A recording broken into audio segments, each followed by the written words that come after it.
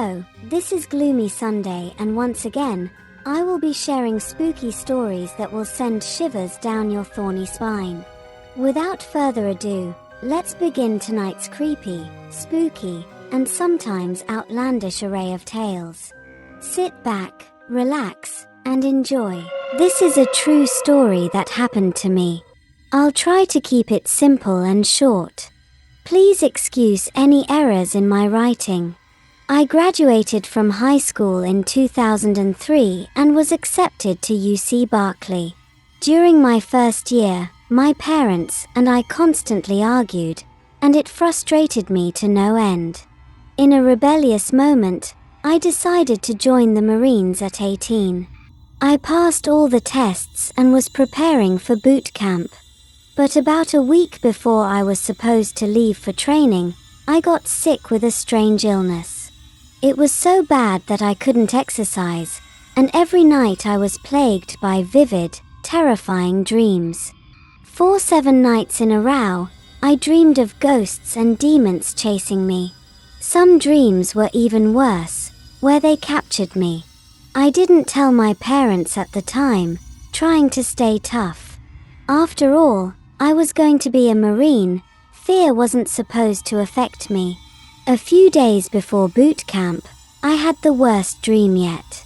A figure in a long, black coat, clearly a demon, was coming to kill me. I shook it off, telling myself it was just nerves. Finally, the day came, and my drill instructor picked me up in a van. As we drove to the Marine base in San Diego, something strange happened. I passed out and slipped into a coma. I had no idea I was in a coma, but when I woke up in the hospital, I remembered seeing my parents and my DI by my bedside. What disturbed me was that I also saw the figure in the black coat standing in the doorway of my hospital room number 187. Confused and scared, I kept asking my parents who that extra person was. My parents looked at me worried and said, "You're saying things we don't see." I asked them 6 times, but their answer was always the same. They began to get concerned. Eventually, due to my illness, my DI had me discharged from the Marines. I spent a week in the hospital, and every day I saw that figure in the long coat standing near my room. No one else seemed to notice. When I was released, my mom and brother picked me up. As we drove from San Diego to Fresno, I asked my mom again about the figure. She insisted there was no one there. My brother chimed in, saying it was probably because I was in a coma and my vision was distorted. We stopped at a McDonald's on I-5 because I was hungry. After eating, I went to the restroom to wash my face. As I lifted my head and looked in the mirror, I froze. The figure in the long coat was behind me, staring at me with a demonic face. Terrified, I bolted out of the restroom and urged my family to leave immediately. That weekend, my parents decided to perform a jingle bell ceremony for me due to my illness and strange behavior. During the ceremony, the shaman threw a cow horn as part of the ritual. One of the horns flew out of the door and pointed upwards. The shaman suddenly stopped, looked at me, and started asking questions about the demon in my dreams. To every question, I answered yes. As the ceremony continued, it became more intense. The shaman called me to sit next to her while she chanted. Strangely, she seemed to be communicating directly with the demon. Her spiritual power battled with the demon for my soul. The ritual involved burning paper money and sacrificing a few chickens. When the ceremony ended, the shaman gave me a heartfelt lecture and began to cry. I reassured her that it was my own decisions that had brought this upon me. She then told me that for my protection, I had to stay inside the house for 1 week and avoid going out. She used a goat's head to protect the house and breast milk to cleanse me spiritually. Since then, I haven't seen the demon or gotten sick. I realize some may think I'm foolish, but I wasn't very wise back then.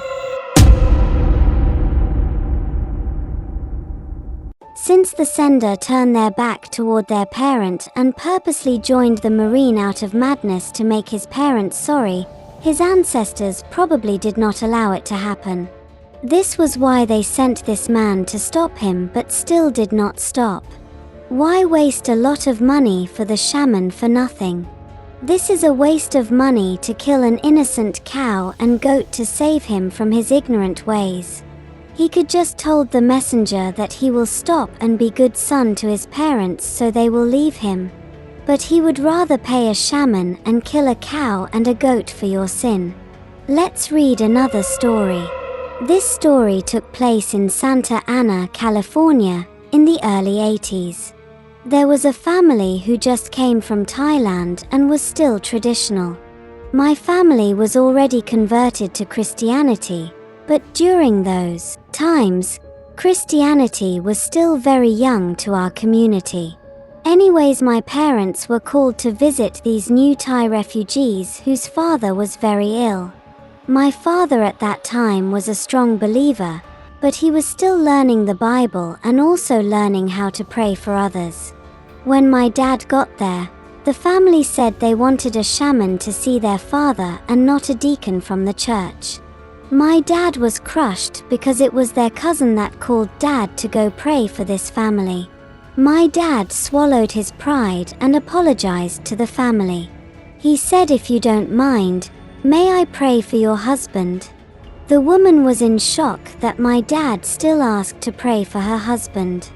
For some unknown reason, the woman agreed to have my dad to pray for the man. My dad started to pray for him. The man started to act weird. The man started to speak a different language other than Thai or English. His body started to shake, sweat profusively, and vomit. My dad was scared because he had never faced a situation like this before. Since he was not comfortable with his ability, he called a pastor to come and pray also. The pastor came right away, but the woman was through with all the praying, so they were told to leave. After my dad and the pastor left, the family called a shaman to come and see the sick man. The first shaman came and was not able to cure the sick man. The family called for a second shaman who came from Fresno. The Fresno shaman also yet again was unsuccessful in curing his illness. It has been 2 weeks, and he still was very ill. They called the third shaman from Stockton to ward off the bad spirit, but he too couldn't help the sick man. The sick man said, "You can't drive us out," in multiple tones of voices. The shaman asked, "What do you want?" The sick man glanced at the shaman and said, "You are a fake. If you don't leave now, we'll kill you and this man." The shaman awoken from his trance and said the demon was too strong and told the family to call a pastor to do an exorcism. The family called my dad to call the pastor to see if he could perform an exorcism for the sick man. My father was surprised to hear from them. He told them he'll call the pastor for them. My dad organized all the church members to go pray, sing, and give support to this family. About 15 couples arrived at the sick man's house. As my dad and the other church members were singing, they heard the sick man growling like a tiger, squealing like a pig, and crying like a newborn baby. The pastor arrived, but he wasn't alone. The pastor brought a well-known pastor. He came in the door and knew right away that he had his work cut out for him. The first day he sat with the possessed man and prayed. He only took a break to use the bathroom and eat. Then he went back to praying with the man. The pastor never left the house for 3 days. He prayed and read the Bible to the man every single moment he was in the room. The possessed man cursed, spat, and spoke in many languages to provoke the pastor. But he never showed any fear. On the 3rd day, the pastor finally got the demon under control. He said, "By the grace of God and Jesus Christ who is our Savior, I command you to leave the man." He is now a child of God and has accepted Jesus Christ as his Savior. At the very moment, the ground started shaking, and the back bedroom wall broke apart like someone drove a bulldozer through the wall. After that, the family gave up shamanism and converted to Christianity. My dad said he was so scared. He had never seen a true exorcism and never thought demons were real until he heard and saw it with his own eyes. He said if wasn't for the pastor being so strong and so versed in the Bible, the demon might have killed the poor man. My dad started to study the Bible and participated in more church functions to increase his belief in God. My grandpa was a hardcore shamanism, and they always clashed in disagreement, but my grandpa finally converted Christianity when shamanism cost him 3 cows. They couldn't cure my grandma. My dad invited VTL to pray for my grandma, and she got better. After my grandma got better, my grandparents converted to Christianity. I'm not hating on shamanism or judging. I'm just retelling a story my dad told me. I believe there are things that we can't explain, but the shaking of the ground was an earthquake. The wall breaking was because the foundation was weakened by termites and weathered. The man was probably gonna get better regardless of the pastor or the shaman. Everything was a coincidence, I think, but my dad said it was definitely the work of God. You decide if my dad's story is real or if you believe in exorcism. Please let us know your thoughts. Thanks for listening. Excuse my grammar and spelling errors. We create our own enemy so that when we defeat them we become our own heroes. I've heard those who came back to shamanism because church didn't work for them. I've heard of people who converted to Christianity because it did. Let us all just follow what works for us and know that there is equally effective arguments on both ends. I hope you enjoyed our spooky and strange stories. Join us next time for more. Take care and boo-bye.